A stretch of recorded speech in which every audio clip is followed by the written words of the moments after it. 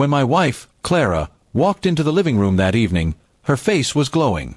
She sat down beside me, holding my hand gently, and said with a trembling smile, "You're going to be a father again." For a moment, the words didn't register. My heart wanted to believe it, to feel the same joy I'd felt when she first told me about our daughter 3 years ago. But then a cold realization crept over me, like a shadow spreading across the floor.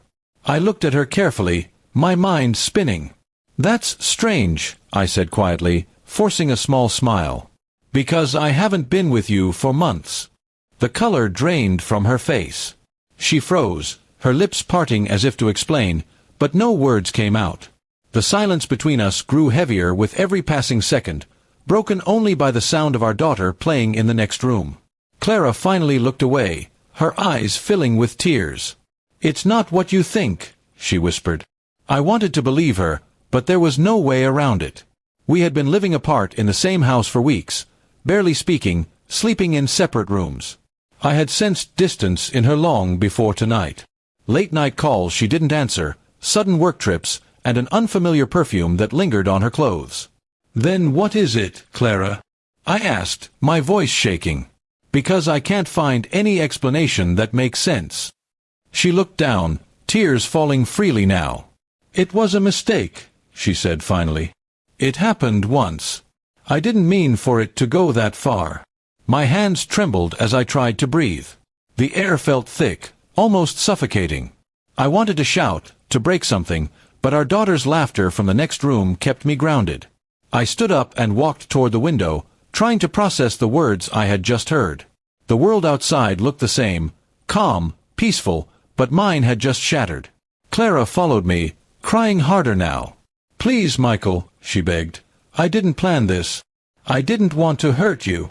Her words echoed in my head like a haunting melody. I turned around slowly. "But you did," I said quietly. The next few days were unbearable.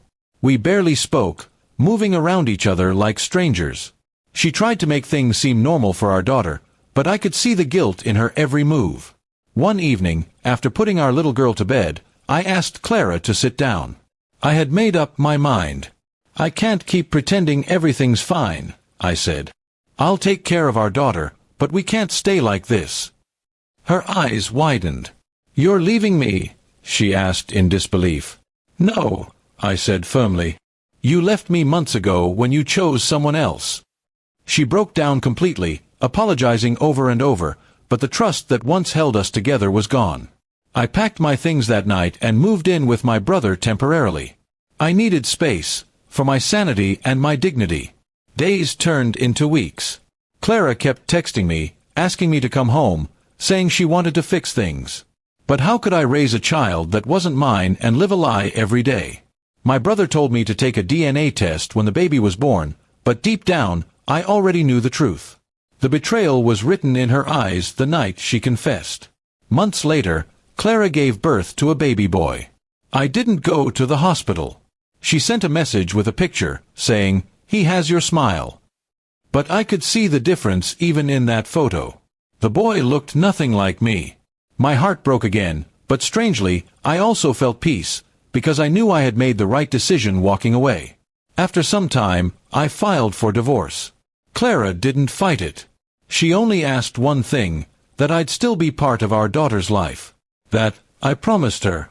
My little girl was innocent in all this, and she deserved both parents, even if we could never be together again. A year later, I had rebuilt my life. I moved to another city, found a new job, and started healing. Some wounds never fully close, but they stop bleeding after a while. Clara wrote to me once, saying she regretted everything and wished she could turn back time. I didn't reply. Sometimes silence says more than words ever could. Whenever I visit my daughter, I see Clara too. She looks tired, older, and quieter. I don't feel anger anymore, just pity. She lost more than she realized. She destroyed a home, a trust, and a love that could have lasted a lifetime. People say forgiveness sets you free, and maybe that's true.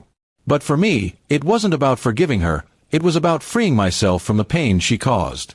I no longer carried her betrayal like a weight. I let it go. And as I watch my daughter laugh, I remind myself of one truth. Sometimes, Being a father means protecting your child not only from the world, but from the broken love that once tried to define your life.